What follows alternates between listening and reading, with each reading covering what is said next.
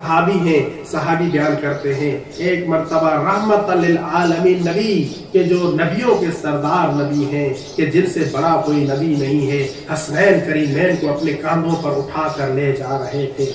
دونوں شہزادے رسول اللہ کے کاندھوں اس وقت تھے، ایک شہزادہ دائیں طرف تھا، ایک طرف شہزادہ بائیں طرف تھا۔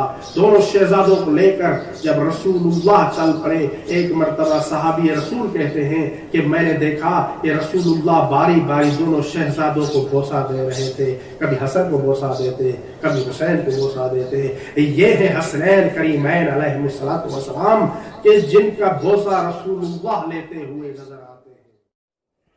دوستو، امید ہے کہ آپ کو یہ ویڈیو ضرور پسند آئی ہوگی۔